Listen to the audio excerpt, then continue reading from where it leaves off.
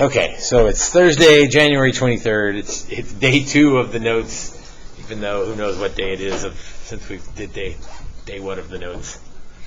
A lot of the stuff you kind of know. We're going to put some official names on it. And like last time, you're not going to have to know the name.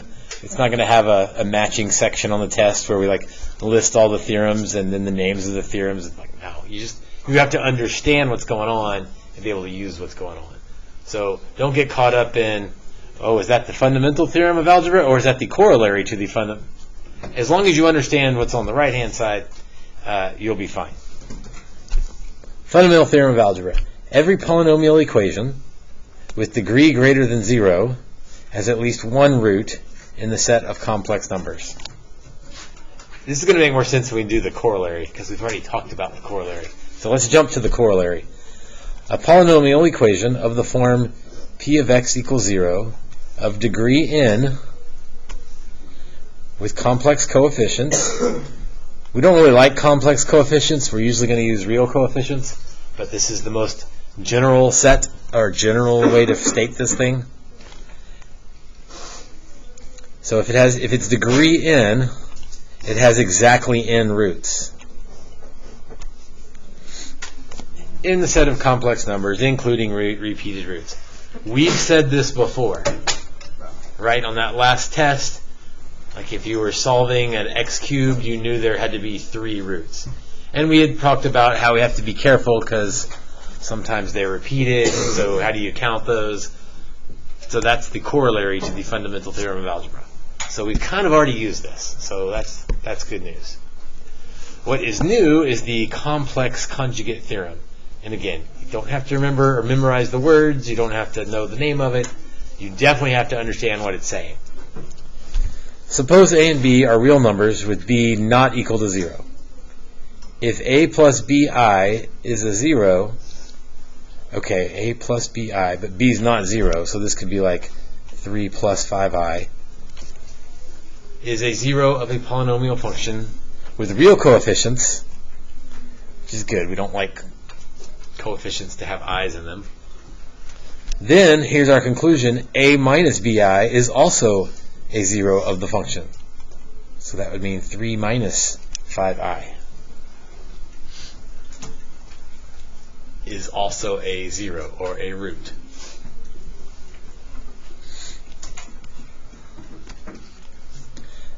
So the short way to say this is that complex roots come in pairs. Complex roots come in pairs.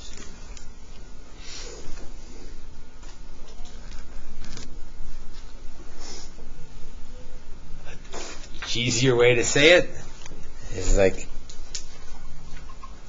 just like on your face, eyes come in pairs. We'll play on the word eyes there, right? So if you get an I answer, there's 2 answers, the plus one and the minus one. They come in pairs. Write a polynomial function in standard form. Okay, let's slow down here. A polynomial function. So that means our answer is going to be f of x equals something. What does standard form mean? Do we know? I don't know if we talked about it. What's that? The biggest what in the front? Good. The biggest exponent, the largest degree. And so that means decreasing degree. We'll list them in decreasing degrees. So sometimes we got to rearrange things to make it look nice.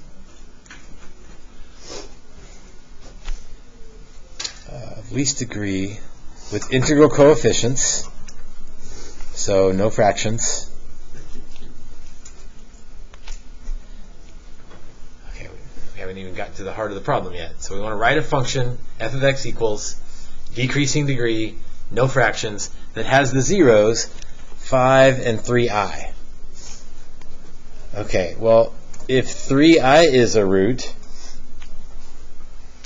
so also is, negative 3i is also a root. That's the complex conjugate theorem.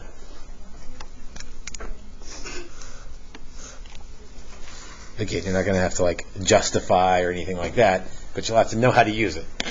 So if they give you positive 3i, that means negative 3i is a root. Okay, so we got our three roots. Now let's go from roots to factors to equations. So, easy one first. If 5 is a root, then x minus 5 is the factor. I don't know that we've done with... Oh, Cooper's jumping ahead, you're right. But let's back up a second to make this a little easier, and then we can jump forward. If 3i is a root, what would have the factor have been? X squared minus 9. X squared plus 9. How about let's go even easier. If 5 is the root, x minus 5 is the factor. So x minus 3i is a factor. Yeah, you were skipping ahead and you did it right. So hold on, you can do that. And if negative 3i is the answer, then x plus 3i is the root. Yeah, we can multiply these in any order we like, but it seems to me there's an obvious best first choice here. Let's multiply the 3i stuff. So that would be x squared plus 3ix minus 3ix. Oh, that's nice. Minus 9i squared. Okay, well, let's do the easy stuff first. The ix things go away. So that's nice. And what does minus 9i squared become? Plus 9.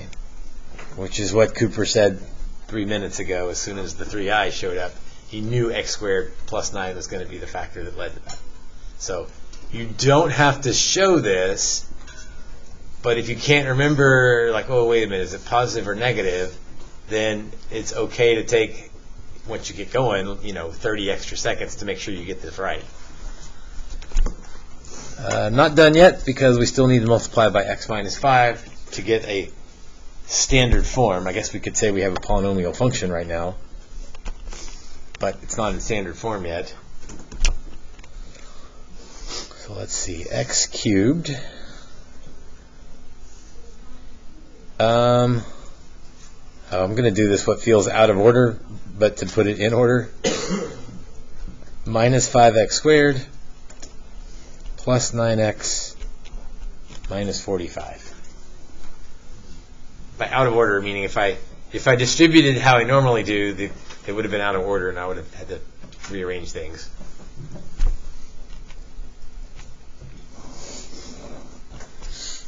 Okay, so there's our answer. It's a polynomial function, f of x equals. It's in standard form. We got decreasing degrees.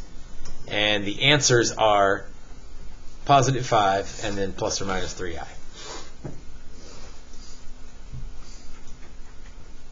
Again, I'm usually going to work it this way, so I don't have to memorize or think about where it lands. You just follow this pattern. But if you see the 3i and the negative 3i and your brain immediately goes, wait, that's x squared plus 9, then that's fine. You can jump straight there. What if I didn't do it that way? Well, if you didn't do it this way? Which way? How would you do it different, I guess? I didn't do the 3i and negative 3i. So you said x squared plus 9. Yes. So that's fine. So if you didn't show this because you just know that becomes x squared plus 9, that's fine. Just make sure you finish multiplying it out. But yes, there's definitely some of you who will see 3i and minus 3i, and you're going to know that came from x squared plus 9. And you can jump straight there. That's okay. I'm going to take sort of the slower route. That way it always works the same way. I guess I'd say be careful, Cooper, because sometimes things get a little harder. So like if 3 plus 6i is a root, then what else is a root? 3 minus. And I have no idea what would lead to that. Like what factor would lead to that? I would have to do x minus 3 plus 6i and x minus 3 minus 6i. And that would be a lot harder to do, so we don't usually do that. But I mean, maybe there's a way to shortcut that one also, but I don't know what it is. So make sure you understand how to get there the long way in case we give you one that would require it.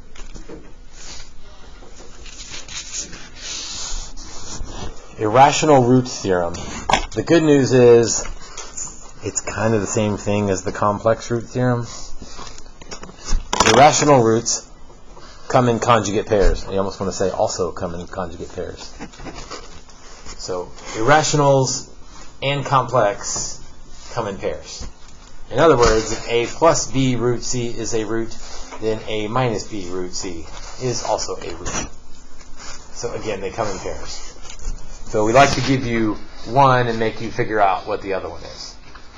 I guess we should slow down here. Write a polynomial function, f of x equals standard form, so decreasing degrees, integral coefficients that have the zeros, negative 2/3, 2 root 3, and there's a hidden mystery root of negative 2 root 3.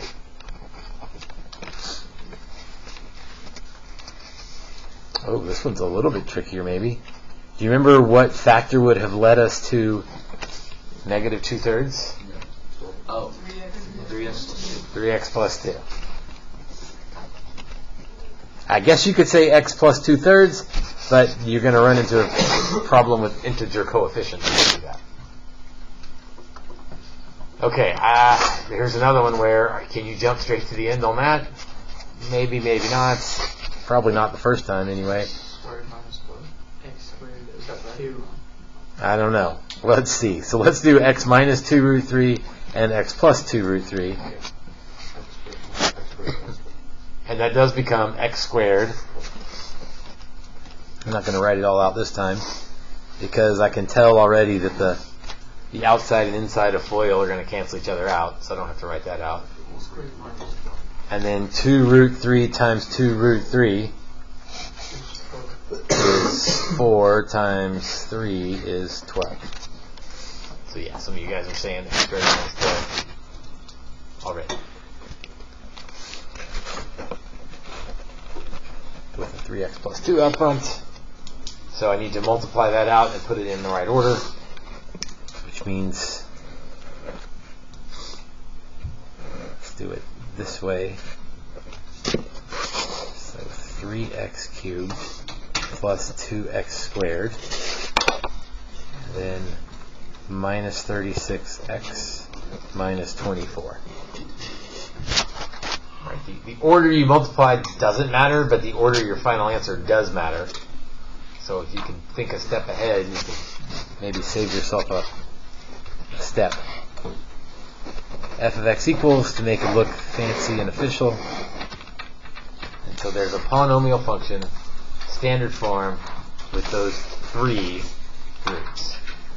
So would it have been wrong if you did x plus 2/3 and you did it from there? So if you did x plus 2/3, you would have ended up with x cubed plus 2/3 x squared minus 12x minus 8. And why is that not an okay answer? Because it has That doesn't have missing an integer there. Now, if you did it that way, there is a fix. You could multiply everybody by 3, and so the difference between those two on the graph would just be like a stretch, but it wouldn't change where the zeros are. So I don't really recommend it, Jackson, but if you weren't sure how to get there, you could use x plus 2/3 and fix it at the end. But that'd be kind of a pain because you might end up with more fractions than just this one. This one wasn't too bad, but it's possible you could end up with a really ugly multiplying. So probably best to fix it up here rather than fix it later. That's general life advice, right? Fix the problem when it starts rather than waiting for later to Because things sometimes get worse. Whether it's health or cars or whatever. Get it fixed early.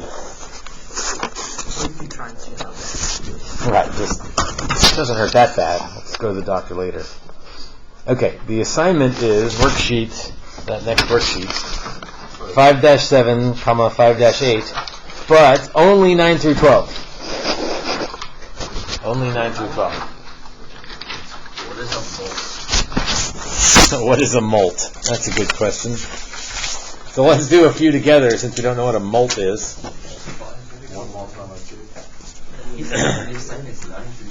I've assigned you 9 through 12, and so Ryan's already looked ahead and said, what's a molt? It's a good question. Write a polynomial function in standard form of least degree with integral coefficients. Okay, we're used to that instruction. I'm not going to highlight all those pieces again. That has the given zeros. Okay, molt is short for kind of multiple, but the fancier way to say it is multiplicity. Multiplicity. It means that 1 is a repeated root.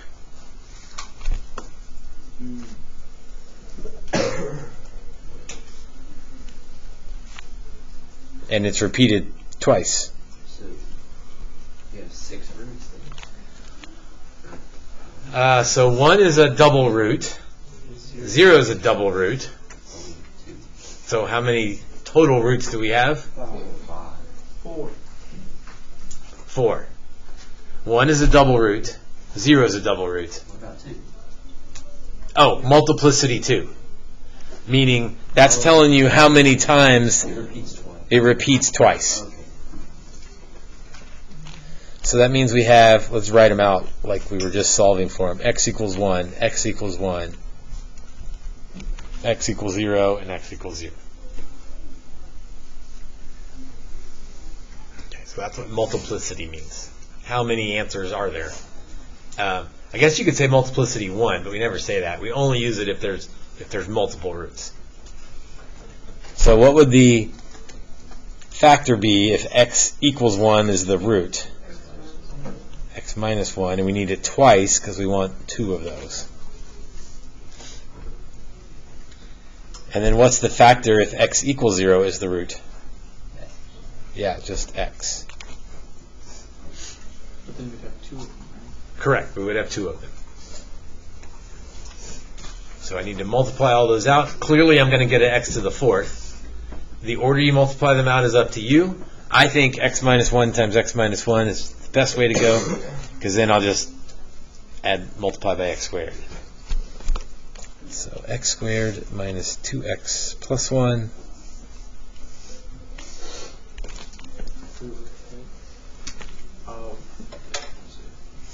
Right? Big FOIL, x minus 1 times x minus 1. So x to the 4th minus 2x cubed plus x squared. So 4 total zeros, 2 of them are 1 and 2 of them are 0, and that's it. Let's look at number 3. The number 10. Why did I say 3? Oh, I guess because that's sitting right there. So there's a hidden root in there that we didn't tell you about. Negative 2 root 2. And number 12 has a hidden root that we didn't tell you about. Negative 2i. And it's another fraction in there to deal with. Okay, so today's assignment is just 9 through 12.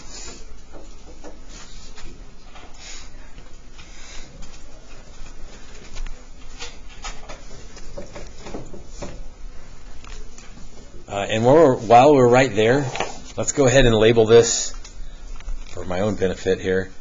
Tomorrow's assignment is going to be 13 through 19 odd.